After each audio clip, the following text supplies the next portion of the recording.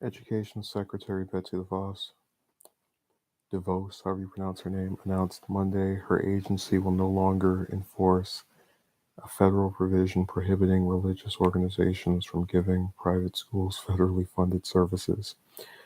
The decision is in response to a 2017 Supreme Court verdict that found that Missouri unconstitutionally denied a church-run preschool publicly funded tire scraps for its playground. The Trinity Lutheran decision reaffirmed the long understood intent of the First Amendment to not restrict the free exercise of religion, DeVos said in a statement. Those asking to provide high-quality educational services to students and teachers should not be discriminated against simply based on the religious character of their organization. We say hello to whoever showed up. She added that a federal law overseeing all of the elementary, middle, and high schools that mandate students receive equitable services unconstitutionally bars contractors from having affiliations with religious organizations. The Education Department will still enforce the other provisions of the law. DeVos sent a letter to House Speaker Nancy Pelosi outlining her conclusion. House Democrats are carefully reviewing the legality of the administration's new policy.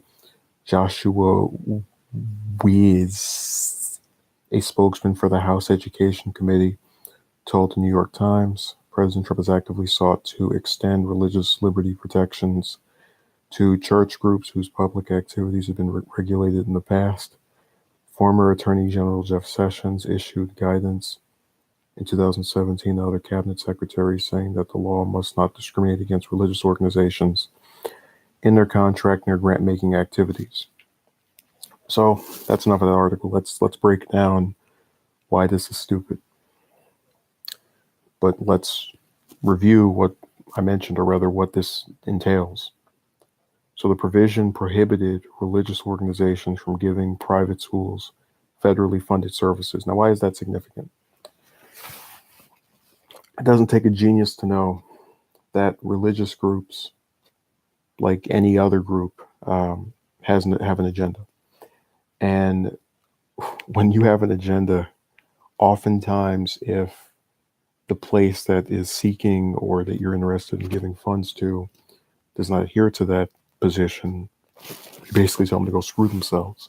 And that's exactly what any religious group would do to a school that does not teach their ideology. But, this is really part of the overall war on public schools that Republicans have, which is what leads them to fight so heavily to help out private schools. There's an article I found, and it's from rethinkingschools.org, Why the Right Hates Public Education by Barbara Miner. And I'll end this soon because I can see we don't have much activity here. She lists several reasons, or rather, let me read it. In an article about education, it's appropriate to start with a pop quiz. Today's question: Republican strategists want to privatize education because A, education is a multi-billion-dollar market and the private sector is eager to get its hands on those dollars.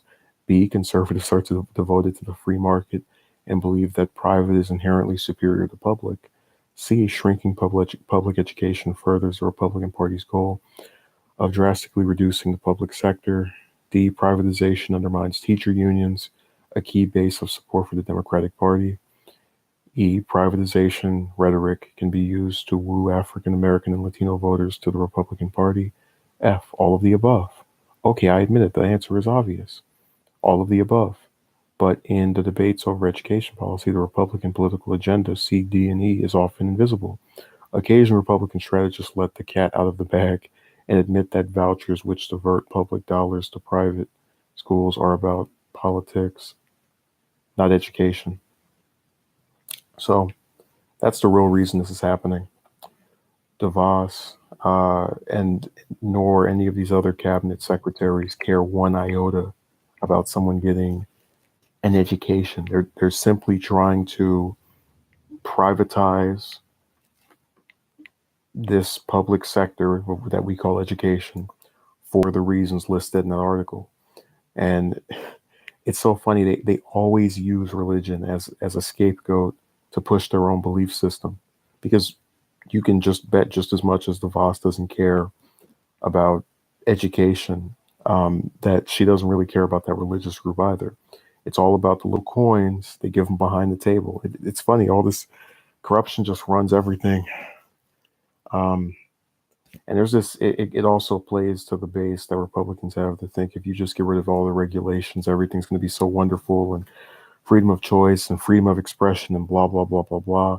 And then when you watch what's happened with Ilhan Omar and the quote unquote anti-Semitic comments, even though they weren't, you don't hear any of those same Republicans coming out and saying we need to make sure she can say that and not have to worry about getting reprimanded by her Israel bootlicking colleagues. They just don't care.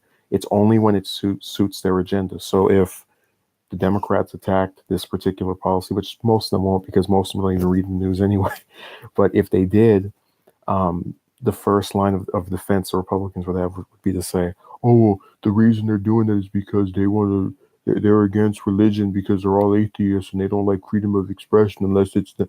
But again, when it's a Democrat that is in trouble, none of those freedom of speech advocates are anywhere to be seen.